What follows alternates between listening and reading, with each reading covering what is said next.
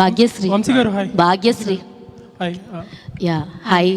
So యాక్చువల్గా మీరు mister బచ్చన్తో మా అందరికీ పరిచయం అయ్యారు. దాంతో అందరి దృష్టి మీ వైపుకి తిరిగిపోయింది. బట్ ఇందులో ప్లే చేసిన మధు క్యారెక్టర్ ఎంతవరకు ఒక ఐకానిక్గా మీకు ఒక పేరు తెచ్చి పెడుతుందని అనుకుంటున్నారు? Madhu character is that character will give you the name and respect. What you think?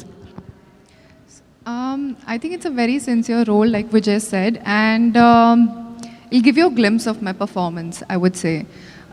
How Gautam sir takes out a performance out of an actor is what you'll get to see in Madhu. So definitely you haven't seen like that before, but it's something interesting, and yeah, I'm sure you'll be excited to watch it. All the very best. And Vijay garu, actually congratulations.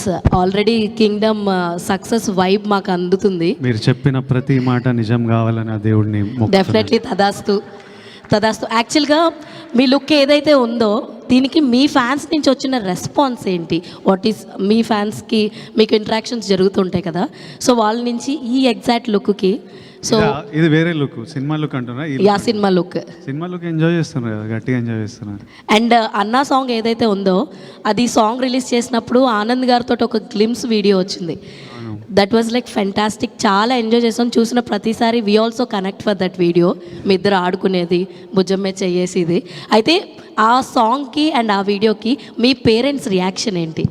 First song నాకు పంపిస్తారు కదా, Gautam Anirudh song పంపిస్తే ఇంట్లో audio వింటుంటేనే ఆనంద్ ఎందుకో emotional అయిపోయాడు. ఒక 2-3 days ఆ లిరిక్ వీడియో వస్తే వాడు రోజు పెట్టుకొని చూసుకొని వాడు రూమ్ తలుపేసుకున్న ఆ పాటనే మోగుతుంది, రోజు అది చూసుకుంటూ వెళ్తుండు.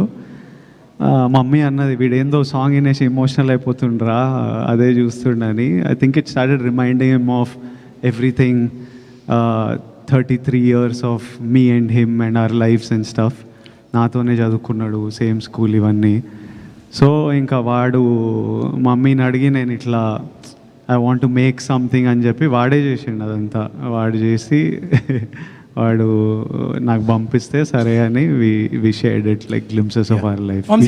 విజయ్ గారు ఒక్క క్వశ్చన్ అండి సార్. విజయ్ గారు ఒక్క క్వశ్చన్ అంటే, విజయ్ దేవరకొండ అంటే ఇప్పటి వరకు ఇంతకు ముందు జరిగిన సినిమాలు ఒకటి, ఇక్కడి నుంచి జరిగే సినిమా ప్రతి సినిమాకి 100 కోట్ల వరకు బడ్జెట్ అవుతుంది.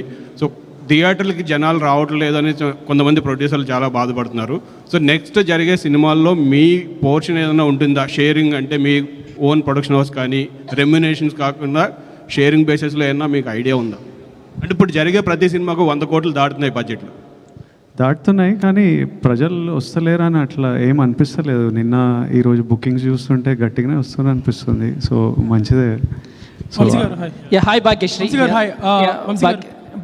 నేను మీకు భాగ్యశ్రీ గురించి ఒకటి చెప్పాలి. పాపం కాదు చెప్పాలి. I'm telling them something about you. You probably won't understand. But అయితే మా ఫస్ట్ డే ఆఫ్ షూట్ శ్రీలంకలో హాస్పిటల్లో ఒక సీక్వెన్స్ ఉంటుంది. అప్పుడే ఈ అమ్మాయిని కలుస్తాను.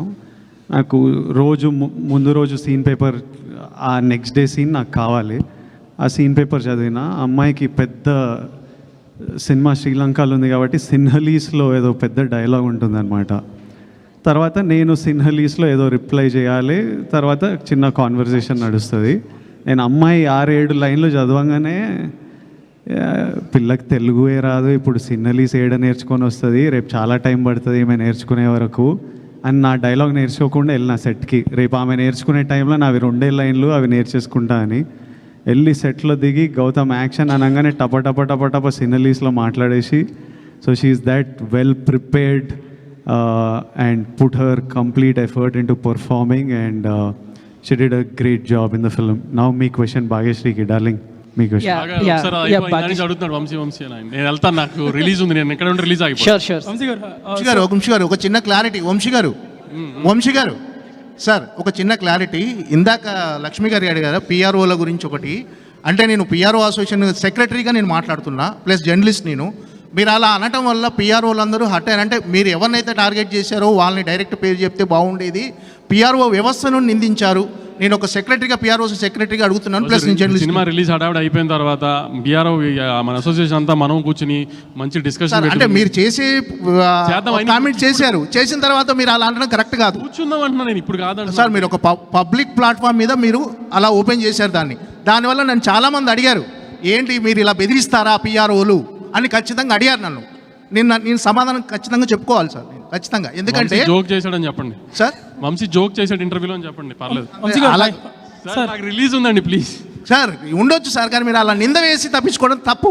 ఏం తప్పించుకున్నాను నేను?